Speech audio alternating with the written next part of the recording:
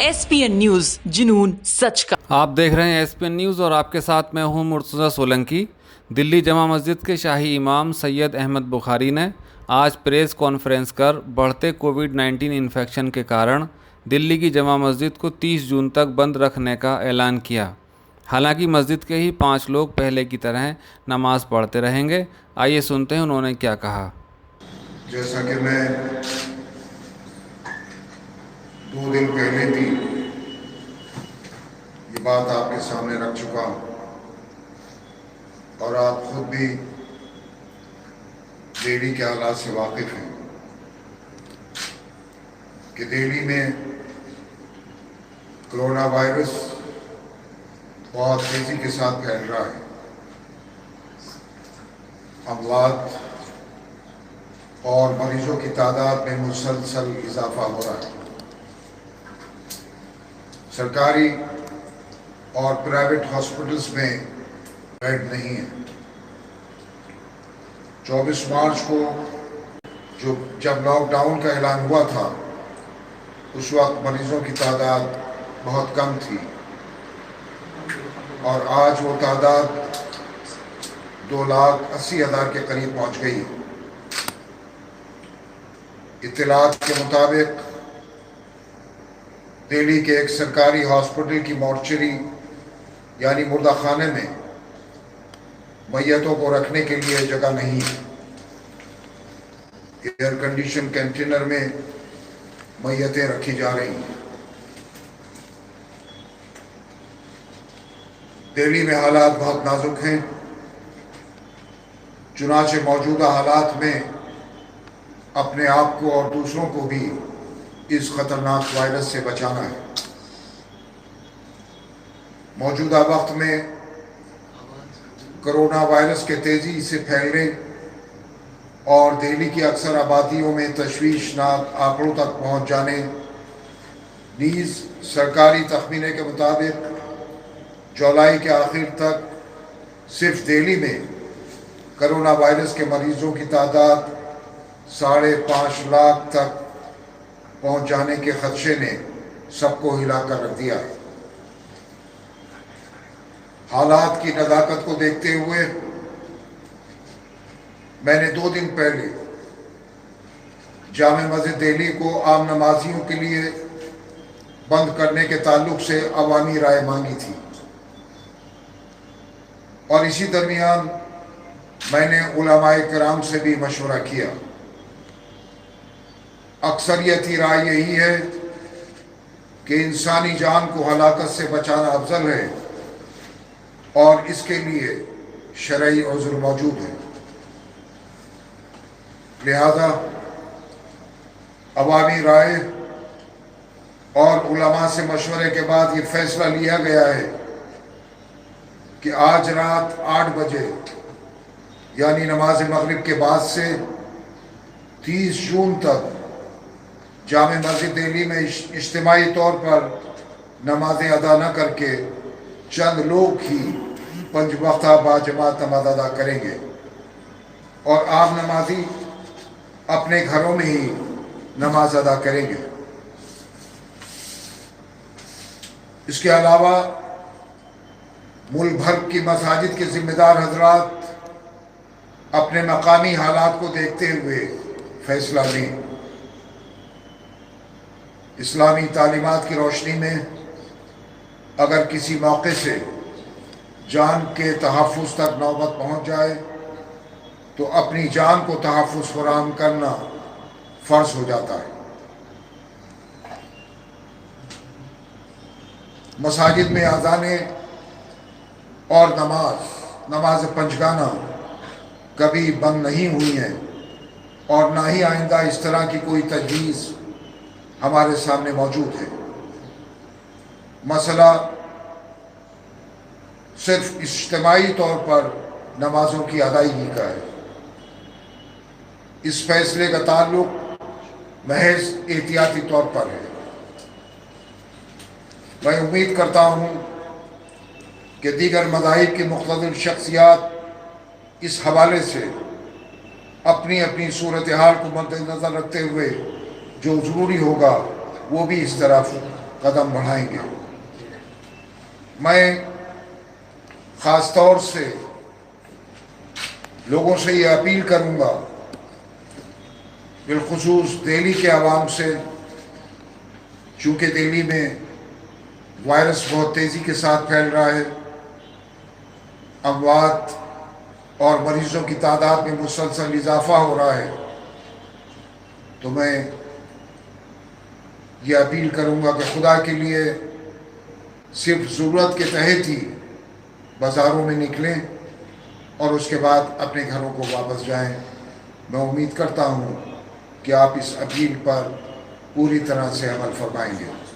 सैयद अहमद बुखारी साहब, ये पूछना चाहूँगा आपसे, क्या आपकी कुछ फ़ुक़हा इकराम से, मुफ्तियान इकराम से, या जो काबिले ज़िक्र हैं जिनका ज़िक्र किया जा सकता है, आपकी कोई गुफ्तगू बात हुई हो मस्जिदों को बंद करने के हवाले से, तो क्या आप ज़िक्र करना चाहेंगे? नहीं, मेरी बात मुख्तलिफ़ उलमा इकराम से हुई है। मुफ्ती मुकर्रम अहमद साहब से, मुफ्ती अताउर रहमान कासमी साहब से, मौलाना अरशद मदनी साहब का पैगाम भी मौलाना फजलुर रहमान साहब के ज़रिए मुझे मिला।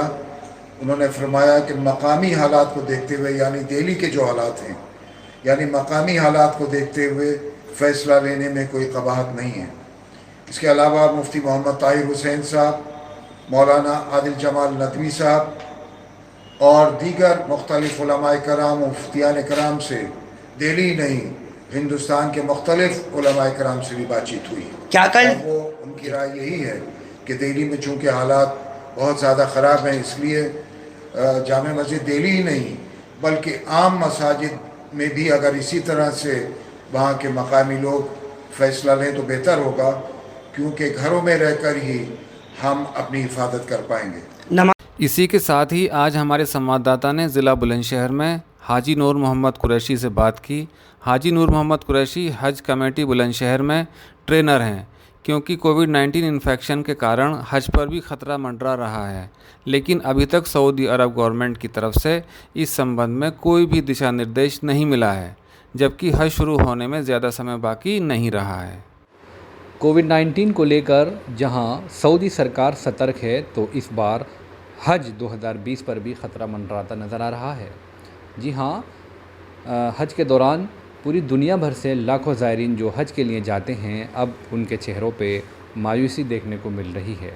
हम इस वक्त बुलंदशहर में मौजूद हैं। बुलंदशहर ज़िला हज ट्रेनिंग के प्रभारी हैं हाजी नूर मोहम्मद कुरैशी साहब, उनसे बात करेंगे। वो इस वक्त मौजूद हैं हमारे साथ, जानेंगे कि हज कमेटी की तरफ से क्या फ़ैसला लिया गया है हिंदुस्तान में। स्वागत है आपका इसके लिए। शुक्रिया। जो हज कमेटी की तरफ से जो फ़ैसला लिया गया है वो क्या फ़ैसला है, बताएं ज़रा। देखिए, इस साल सऊदी सरकार ने अभी तक ना तो हज कमेटी को अपने देश में हज कराने की कोई मंजूरी दी है और ना ही उन्होंने कैंसिलेशन भेजा है। भारत सरकार पे और हज कमेटी ऑफ इंडिया पे ये दबाव था हाजियों का कि हमारे हज का क्या होगा।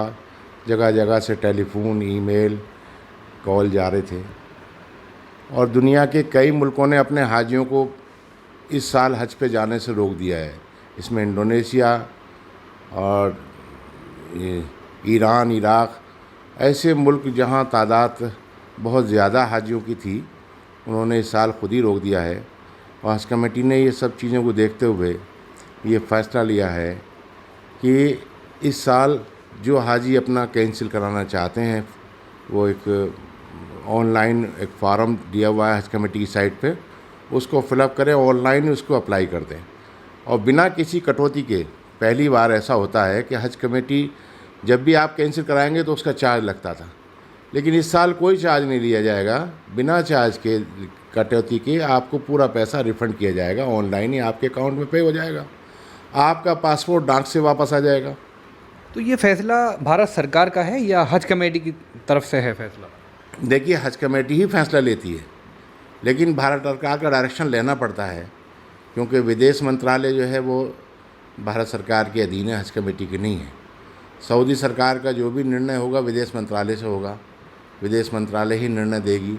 अभी तक कोई निर्णय उन्होंने नहीं दिया है।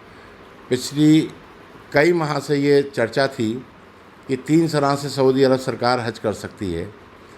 एक तो लोकल आदमियों का उनका प्रथम निर्णय ये था कि लोकल आदमियों का हम हज करा दें, प्रथम उनकी सोच ये थी। दूसरी उनकी सोच ये थी कि हम जितनी दुनिया से लोग आते हैं उसके 5% हाजियों को हम मंजूरी दे दें और वो हज करा लें। तीसरा ये था कि भाई इनको सोशल डिस्टेंस कैसे बनाया जाएगा, इस सूरत में जो है हज पूरी तरह से कैंसिल कर दिया जाए। तीनों ही स्थिति में अभी तक सऊदी सरकार ने कोई निर्णय नहीं लिया है और भारत सरकार और हज कमेटी पे दबाव है हाजियों का कि हमारा क्या होगा। इस साल हम अगर हज पे भेजते हैं हाजी को, 25 जून से फ़्लाइटें थी, लेकिन इस साल ना तो उनका कोई कोरोना टेस्ट हो पाया अभी तक और ना ही उनको टीके लगे हैं और ना ही उनकी जो है ट्रेनिंग हुई है। तो संभव ही नहीं है कि अगस्त में हज होने वाला है और ऐसी सूरत में जो हाजी तैयार नहीं है उसको किस तरह से हम भेजेंगे। इंटरनेशनल फ़्लाइटें भी अभी नहीं चालू। कुरैशी साहब, कमेटी ये जो पैसे रिटर्न कर रही है तो ये नेक्स्ट ईयर के लिए भी काम में आ सकती थी, कुछ ऐसा निर्णय भी ले सकती थी कमेटी।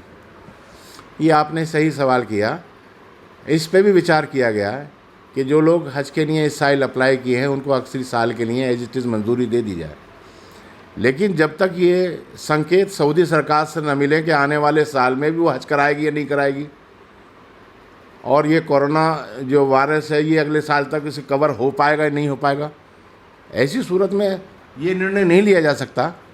कहने का मतलब ये है कि अभी तक कोई ऐसे संकेत नज़र नहीं आ रहे हैं कि अगली साल जो हज होने वाला है उसके लिए कोई हरी झंडी मिले सरकार की तरफ से, सऊदी सरकार की तरफ से। देखिए, सऊदी सरकार से कोई हरी झंडी अगले साल के भी नहीं मिली है और हाजी बड़े दुखी मन से, बहुत दुखी मन से कैंसिलेशन भर रहे हैं। हर मुसलमान की ख्वाहिश होती है पूरी दुनिया से कि वो एक बार अल्लाह के घर का दीदार करें, लेकिन अफसोस इस बात का है कि आज अल्लाह ने हमें वही दर बंद कर दिए, हमारी जो भी कमियां रही हों। लेकिन सऊदी सरकार ने कोई भी निर्णय अभी तक नहीं लिया है। मॉल खोल दिया, सारी चीज़ें खोल दी, लेकिन ये निर्णय नहीं ले पा रहे हैं कि वो हज कराएंगे ही नहीं कराएंगे, कराएंगे तो कैसे कराएंगे। ऐसी सूरत में हमारे सामने कोई फ़ैसला लेने की स्थिति नहीं थी, तब ये निर्णय लिया कि भाई हाजी अपना पैसा रिटर्न कर ले, वापस कर ले और उस पर कोई कटौती उससे ना की जाए। तो कुरैशी साहब ने हमें बताया कि जो हर साल जैसा होता है कि अगर ज़ायरीन हज कैंसिल कराना चाहें तो उसकी कुछ रकम कटने के बाद में उनको रकम वापसी की जाती है, लेकिन इस बार कमेटी की तरफ से ये फ़ैसला लिया गया है कि पूरी 100% जो रकम जमा हुई है वो सारी की सारी वापस मिल जाएगी। कैमरा पर्सन दानियाल के साथ सुहेब खान, SPN न्यूज़।